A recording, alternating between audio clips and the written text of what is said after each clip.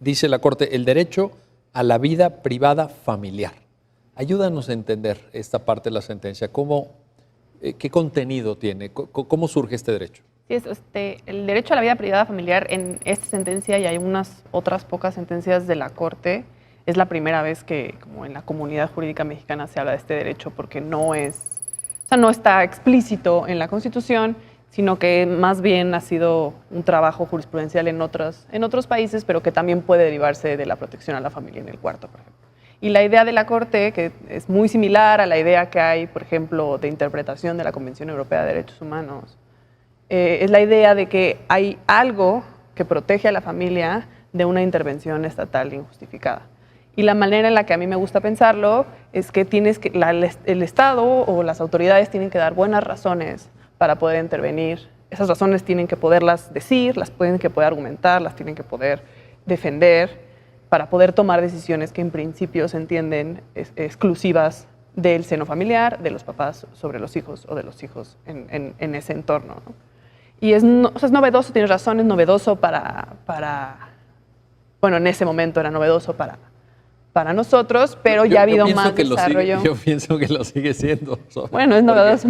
No, es que de pronto, como decimos, ¿no? Aquí en el contexto de personas expertas, ustedes son expertas sobre este tema, pues seguramente lo han de haber visto de manera recurrente, en este caso, en algún precedente o en alguna sentencia sucesiva que pudiera también haber aplicado este criterio, pero no estoy seguro que esto necesariamente... permeado. Sí. Esta idea nos gustaría, que son el tipo de cosas que nos gustaría que permearan. ¿Por qué? Porque es muy hay útil. Mucha crítica, por ejemplo, en derecho de familia sobre qué tanto el Estado, en lugar de intervenir, sino que ya la existencia de reglas ya define cómo se organizan las familias. Pero la idea a mí me gusta pensar en este derecho no como cuando el Estado interviene o no, sino cuándo tiene que dar buenas razones para tomar ciertas decisiones. Entonces, ver el derecho a la vida privada familiar no tanto como en oposición a la decisión de los padres, sino la obligación del Estado de justificar su actuación bajo ciertas circunstancias. En relación a los hijos, por ejemplo, evidentemente hijos menores de edad, la sentencia afirma los más aptos en principio, y ahí es donde vendría la argumentación, porque entiendo tu comentario como una invitación a argumentar sobre la intervención del Estado. Dice la sentencia, en principio los padres son los más aptos para tomar decisiones que tienen que ver con los hijos. Este principio naturalmente estaría sujeto a esa carga argumentativa a la que te refieres, ¿no? No, y de otras ocasiones que hemos estado acá, ya hemos hablado como la idea que nosotros, bajo qué idea nosotros pensamos en la actividad estatal en relación con los niños y con las familias. Tenemos esta idea de como responsabilidad parental. Sí. O sea, entender que el cuidado de los hijos, el cuidado de los niños, la protección de sus derechos, el respeto y reconocimiento de sus derechos no es algo exclusivo de los papás no tienen derechos sobre sus hijos, sino tienen derechos frente a terceros. O sea, tienen un derecho de preferencia frente a terceros a tomar decisión de sus hijos y frente al Estado. Entonces entendemos que hay como una tríada en la que se organiza los derechos de las familias.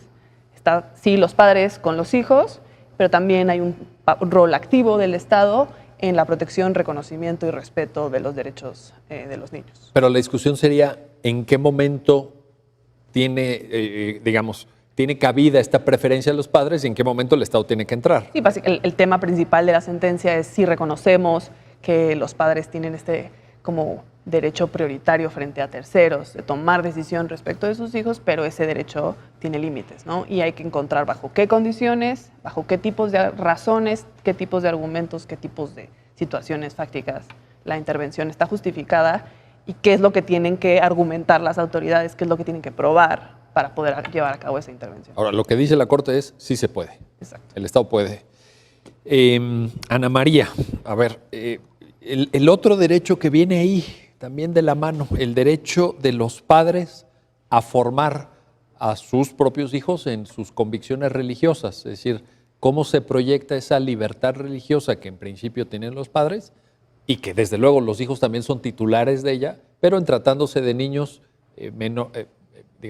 hijos menores de edad, pues hay una influencia o una capacidad de compartir su fe religiosa desde los padres hacia los hijos, ¿no? Está también en la sentencia. Sí, está muy ligado a lo que decía Sofía, que es a la autonomía familiar. Yo no lo veo tanto como un derecho de los padres sobre los hijos, como bien decía Sofía, a inculcarle las creencias religiosas que deseen, ¿no? Pero es algo natural que en el seno familiar pues se inculquen determinado tipo de valores, determinadas preferencias sobre las cosas, y es natural que los padres tengan esta influencia sobre los hijos, ¿no? Y entonces, sobre todo cuando son muy pequeños, pues tienen derecho a decidir sobre a dónde los van a llevar, a qué escuela los van a llevar, qué tipo de festividades van a celebrar, todas estas como cuestiones que son muy privadas, que solo le conciernen decidir a la familia. Y estas cuestiones pues van a entrar en conflicto con el interés del Estado en proteger la vida y la salud de los hijos, por ejemplo, en este caso, cuando estamos hablando de una creencia religiosa que se opone a la protección de la salud y la vida de los niños. Pero también se oponen a otro derecho que puede estar en tensión, que es a la autonomía progresiva de los niños, niñas y adolescentes, ¿no? Entonces, en principio, son los padres los que pueden darles estos valores o estas preferencias, inculcarlos con estas creencias, pero evidentemente los niños, mientras vayan creciendo, van a ir tomando sus propias decisiones y sus propias determinaciones. Y ahí es donde tendría que decidirse qué tipo de decisiones son las que pueden tomar los niños, aun cuando no han alcanzado la mayoría de edad, por sí mismos, y qué tipo de decisiones definitivamente les están vedadas a ellos. Ahora, aquí hay que aplicarlo caso por caso, ¿no? O sea, autonomía progresiva no puede el legislador o no debería el legislador decir, a ver, más de 8 años, ya puedes tomar esta y esta y esta decisión, más de 14 años, esta y esta. O sea, se tienen que valorar niveles de madurez de los niños, etcétera, ¿no? Sí, la Corte ha dicho que tienen que evaluarse dos situaciones, ¿no? Por un lado, el nivel de madurez de los niños, niñas y adolescentes, y por otro lado, el tipo de decisión de que se trate. Hay decisiones que son muy importantes y que pueden comprometer incluso su autonomía futura. Y entonces ahí la respuesta, independientemente que el niño muestre una madurez muy alta, pues la respuesta probablemente sea distinta. Pero también creo que el legislador sí podría determinar con base en una regla clara, no sé, por ejemplo, 16 años, determinadas cuestiones, ¿no? Habría que ver la razonabilidad de esa regla. Y otros casos, por ejemplo, el decidir dónde se va a quedar un niño, si con su papá o con su mamá, y la opinión de pues tendría sí que valorarse casuísticamente. Entonces, son mucho el tipo de decisiones en las que se ve involucrada la opinión de un menor.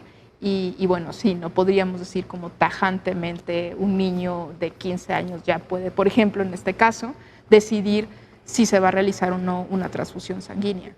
Me acuerdo de esto porque ustedes tienen presente, y en la sentencia se cita, un precedente del Tribunal Constitucional Español, una sentencia muy polémica del año 2002, en donde justamente llega la sentencia allá en España a la conclusión de no generar repercusiones penales para los padres de un menor que termina falleciendo porque allá no adoptaron este criterio que aquí la Corte se adoptó, allá el niño murió al final, pero el Tribunal Constitucional dice, bueno, pero es que era un niño, no me acuerdo si tenía 13 o 14 años, pero no tenía 5 evidentemente, ya estaba mucho más desarrollado, y pudo haber tomado él también la decisión de negarse como testigo de Jehová a recibir la transfusión. Entonces este punto que tocas es absolutamente importante, ¿no? en la consideración y en la argumentación. Es muy interesante y la respuesta que han dado los tribunales alrededor del mundo varía, pero por ahí hay un párrafo en la sentencia de la Corte Mexicana donde evidentemente este es un caso distinto porque estamos hablando de una niña de 5 años, donde sí dice, a pesar de que se reconoce la autonomía progresiva de los menores de edad, hay decisiones que no pueden tomar porque comprometen de manera grave sus derechos, como en este caso sería la vida. Entonces ahí deja entrever una posible respuesta para un caso como el español, ¿no? Que por cierto, en esa parte, no sé si estamos hablando del mismo párrafo de la sentencia, pero hay una mención también muy concreta respecto a los padres. Es decir, el derecho a la vida de los hijos no es disponible para los padres. Los padres no pueden poner en riesgo la vida, no tienen el alcance en sus facultades y autonomía para poner en riesgo la vida de sus hijos. También está señalado en la sentencia. Así es.